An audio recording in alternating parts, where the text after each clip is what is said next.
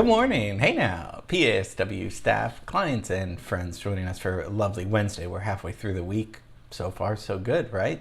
We looked at the Russian Soviet composer Shostakovich and those wonderful little jazz suites that he wrote. And then the results are in for your film scoring assignment for King Kong. So I can't wait to share that with you on Friday. Today we're going to be looking at another Russian, but American. This guy, I've been wanting to do this guy because I didn't know that much about him, and I wanted to share him with you. And I was debating whether or not, with these classes, I think, oh, well, that's an important person. But then when I listen and research, I think, I don't know. Do you want to listen? Do I want to hear that? No, not really. So I decided not to do that class. So with this gentleman, I was listening to a lot of his music, and I said, yeah, there's enough there for us to talk about. There's something musical about this. And it's not just kind of cerebral music. It's music. So today we're going to be looking at the, I'd call him a genius, Raymond Scott.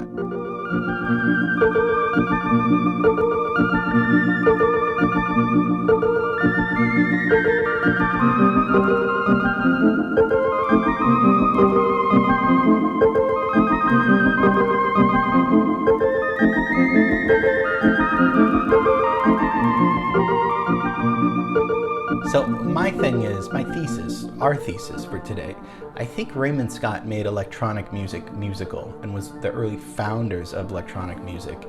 Because when I hear electronic music and early inventions of it, I start dozing off a little bit. I think the invention and the innovation is really cool, but if you can't really make fun music out of it, it's kind of like, okay, that sounds good, but I don't know if I want to listen to it. So anyway, we're going to talk about his life, because really he was a band leader and a jazz musician and a classical composer, but also we'll get to the electronics a little bit later. So we're going to have fun, no doubt about it.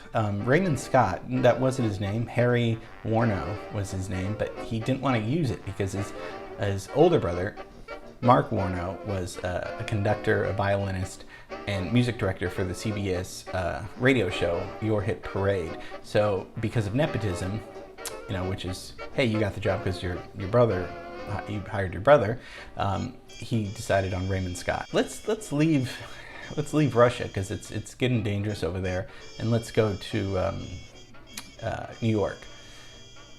I know the map says Manhattan. He's actually born in Brooklyn, but it's New York. Has a great birthday, September 10th, which is my birthday.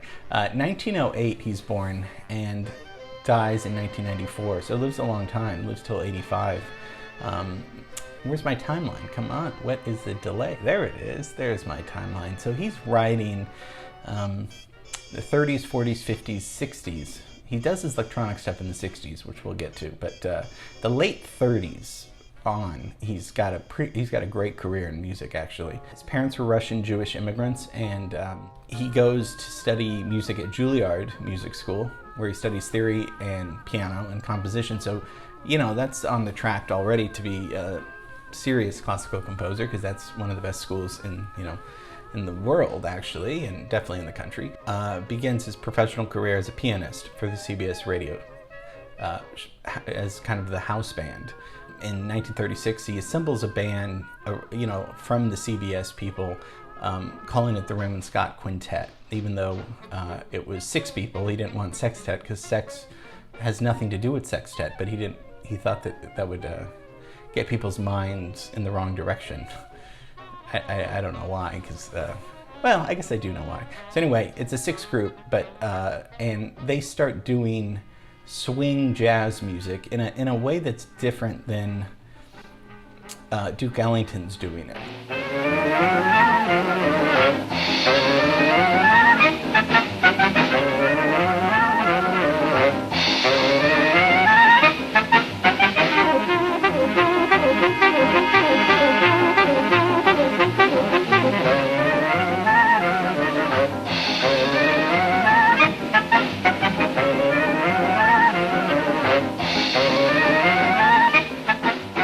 As we're hearing, it's jazz music, and but it's orchestrated jazz music, he didn't really allow for improvisations. If he did, he would let them improvise, but then after that, he would make recordings of it. And the way he would write his music would be all by ear. So he wouldn't ever write on paper. He would write, which is interesting because, I mean, he had the training to completely do it on paper, but he would write not on paper, but using his band. So he would hum phrases to the band and to his sidemen, and demonstrating, and that they would do riffs off of that and rhythms on the keyboard, instructing players to interpret his cues. This works really well when you have great musicians, and he did, including John Williams' dad. He was the drummer in his band, the film composer. So they're known as head arrangements, where you hear them in your head. Yeah, I find that interesting because usually people that don't have a musical training, they hear the arrangements and they sing them, but he did, but he listened to his ear, which is probably the most important thing you can do. You can have all the training in the world, but if you don't use your heart, your intuition, your ear, then what's the point, right? So that's how he starts doing these kind of jazz arrangements, these swing arrangements in the late 30s. And in 1939, he turns his quintet sextet into a big band, and then his brother dies, so he's the director of the CBS radio show. He is the first to have a racially integrated radio band, so he gets black guys to play. Let me tell you something, if you want good jazz music, you need black guys, okay? So that's smart. I mean, obviously you need the best guys that are able to do the job, but for the most part, if you get Ben Webster and people like that he got in his band, you're gonna be on the right track to making good jazz music, good music anyway. So first racially integrated radio band. In 1943, he sold his music publishing to Warner Brothers. So this is where Carl Stalling comes in. Carl Stalling, of course, as we know, wrote all the Looney Tunes and Merry Melodies, and we did a whole class on Carl Stalling. Carl Stalling used Raymond Scott's music because he, as we talked about, if you remember he had access to all the libraries of Warner Brothers, the music libraries. So he would do orchestrations, arrangements, and some of those were written, many of those were written by Raymond Scott. So Raymond Scott wrote the songs, left them there. Carl Stalling comes in and says, great, I love all these songs, I'm going to orchestrate them for cartoons. So Raymond didn't really write cartoon music. Well, he did, but he didn't write it for the cartoons, really, if that makes sense.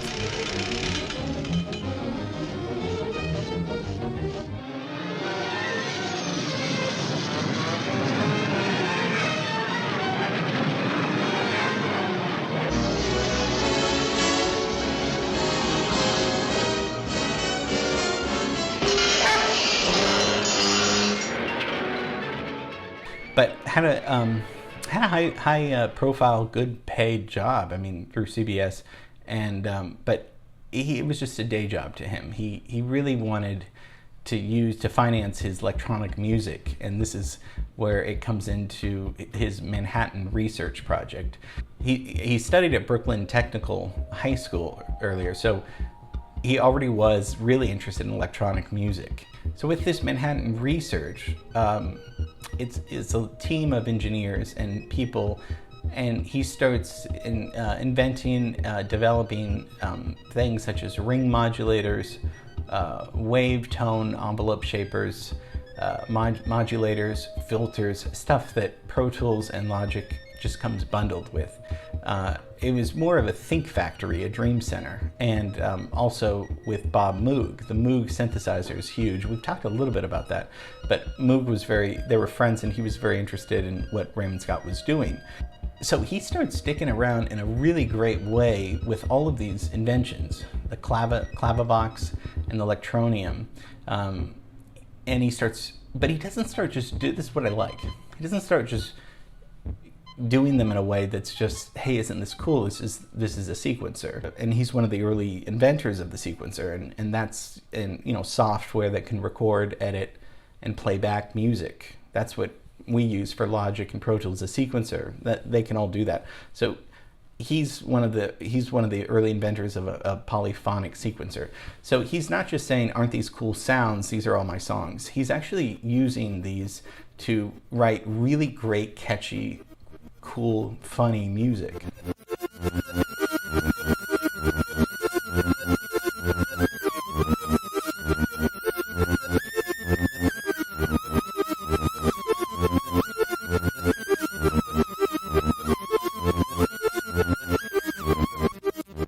And he credits himself with creating the first self-composing synthesizer. You know, if I know that we didn't talk about that, but Esquivel's doing a little bit of this at the same time, and we talked about Esquivel.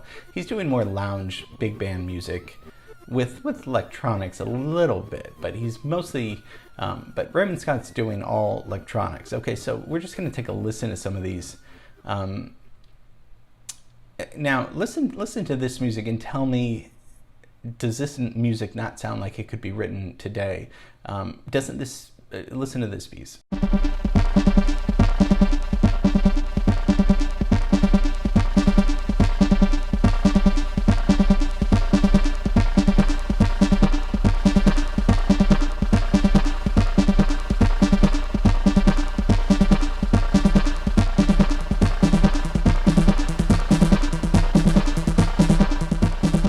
To me, that's dance music. I mean, if you played that on the radio today, that's dance music, right?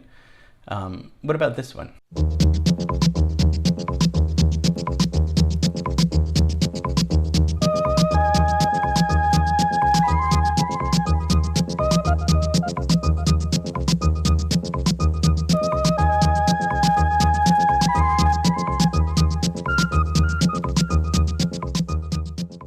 I hear early hip-hop influence right there.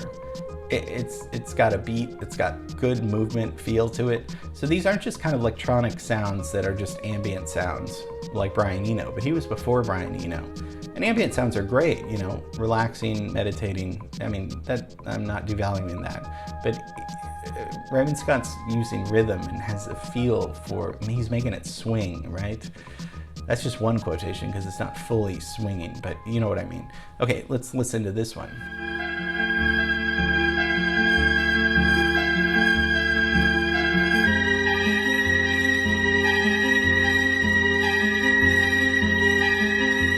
That's a film score, right?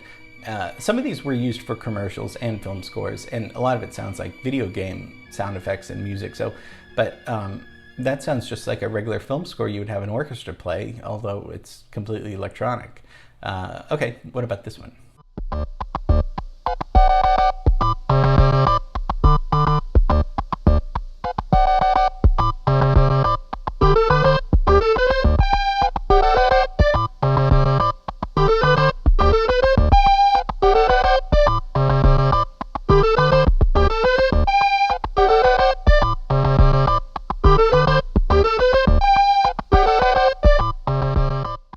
Now I hear early minimalism here. This is before Steve Reich.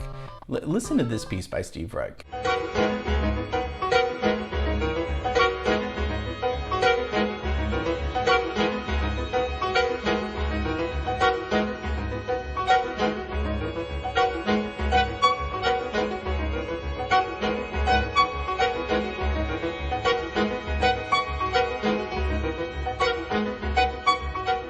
That's Octet by Steve Reich, and that's 1979. This sounds a lot to me like this, only Raymond Scott's doing this in the 60s. He's layering, he's doing all these repetitive patterns. It's sounding really cool because he's got a rhythmic engine going on already. Again, this is, I mean, the 60s, nobody was doing this. Frank Zappa's doing a little bit of this, but that's the mid-60s. Okay, listen to this one.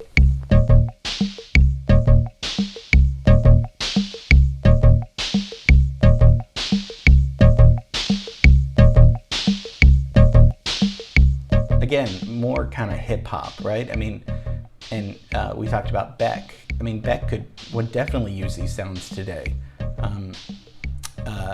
What about this one?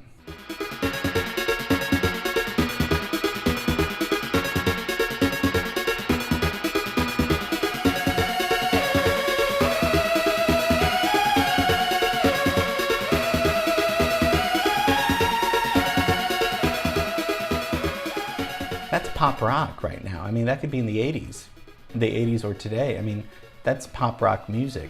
I mean, it's great. It's really great music. So I'm getting a lot of ideas for composers. We talked about Brian Eno, who you know, used this kind of stuff, ambient music. I also think Evangelist, the composer that we listened to, the composer for Chariots of Fire, his electronic score.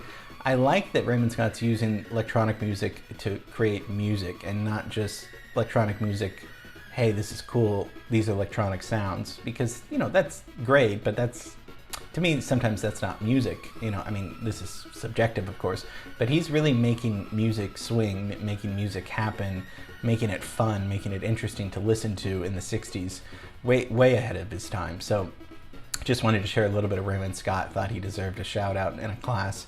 And, you know, I mean, because of him, we have MIDI devices, you know, MIDI computer stuff. I mean, he was just kind of in the 60s in his own little world and became pretty isolated and, but you know, huge genius inventor, but most importantly made really fun, good music. So that's Raymond Scott. Okay, hope you enjoyed it. Tomorrow, yeah, you know what we're gonna do tomorrow. I think we're gonna go back to LA. We got to get out of New York. It's just too crowded. Okay, love you, miss you, see you tomorrow.